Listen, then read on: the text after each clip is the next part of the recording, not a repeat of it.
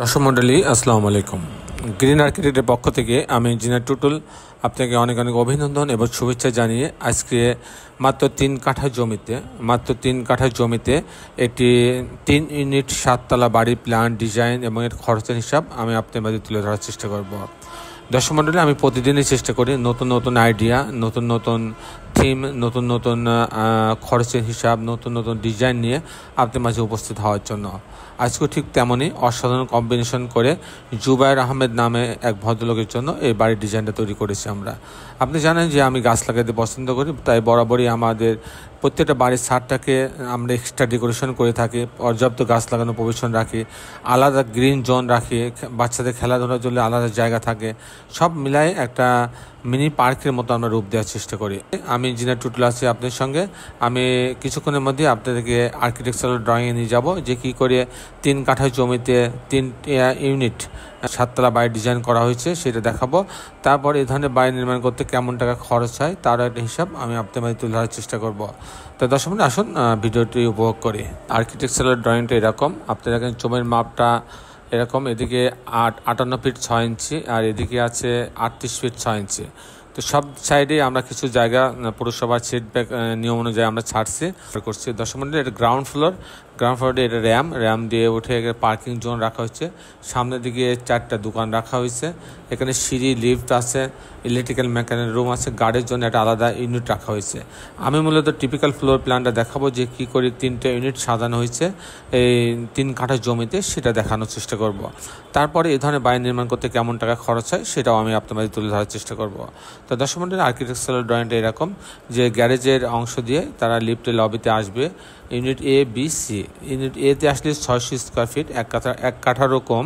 ঢোকার পরে ড্রয়িং পাচ্ছে ডাইনিং, এখানে একটা ড্রয়িং রুম আছে, এটা একটা ডাইনিং পাশে একটা কিচেন রাখা আছে, আর এটা একটা বেডরুম, আর এখানে ড্রয়িংয়ের সঙ্গে একটা আছে কমন টয়লেট রাখা আছে। আর এখানে কিচেনের পাশেই একটা বেডরুম আছে, মাস্টার বেডরুম, এর সঙ্গে একটা বারান্দা রাখা আছে এবং টয়লেট অ্যাটাচ করা আছে।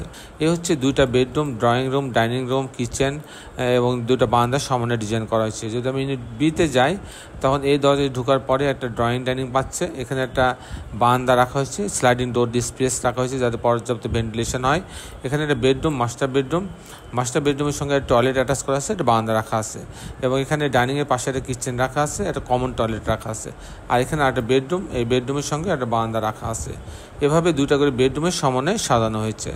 দশম ইউনিট সি যদি আমি যাই, সেখানেও 2টা বেডরুম, 2টা বাথরুম, বারান্দার সমন্বয়ে সাজানো হয়েছে।